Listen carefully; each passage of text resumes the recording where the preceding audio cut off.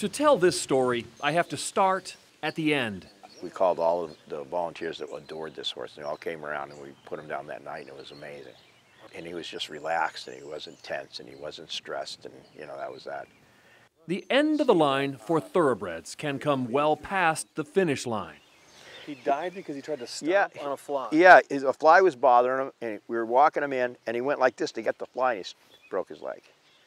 How old is a horse supposed to live? What is life expectancy? Well, that's a very good question, because nobody's really kept him as long as we have. Thoroughbreds often live long past their breadwinning and breeding days. He loves getting his picture taken. But then what happens? And I knew it was happening on a regular basis in America. I mean, every 2 weeks, the slaughter trucks would pull up in Suffolk Downs, pick up about 10 horses, and off they'd go. At first, they told me, I said, where are they going? Oh, yeah, they're going to a riding academy in Maine. Michael Blowen went from Boston's stable worker and I saw everything. Get the game on, dude. To Boston Globe film critic. One of the things I realized is that people like movie stars. They like stars, and these horses are stars. When he noticed the horse industry's aftercare program was rated PG for pretty gory, he became a retirement home director. Can I have a kiss? Thanks. You're my favorite horse of all time. This retirement home doesn't use walkers or canes, just carrots. And this might be the most important part of my job.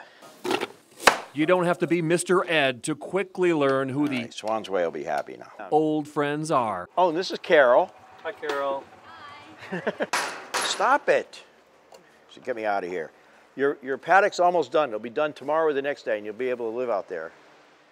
Old Friends Farm started 11 years ago with one leased paddock and only 2 horses. Now they care for more than 150 horses, but there's one big problem. The waiting list to get in here is long. There are horses that have been on our waiting list for 8, 10 months, a year, and I really want to take them, but I just don't have the room. I mean, what really makes us decide is how much room do we have? How do you decide? It's terrible to have to decide. Really? Yeah. Because It's easy to decide to rescue horses like Swan's Way, Hey, Swanee, what's going on? who was still being raced at the age of 15. The answer to why they were doing it is because they were crazy. That's the answer, because there's no logical, rational explanation for this horse. Because I'm coming back. See, Jerry wants more carrots. He's getting mad now. It's easy to rescue the rich and famous. He's 20, I want to say 25. He's How'd you get him? 25. Bert gave him to us. Burt Backrack? Mm-hmm. And Bert sent us a check for 50 grand. It's tougher to rescue Eldifer, There's Yahoo and Google. who comes with 2 goats. He adores the goats, and the goats adore him. And they're like the Secret Service, and he's like the president. Some are champions, some never won a race. The horses come from all over the world. And we brought him home from Italy.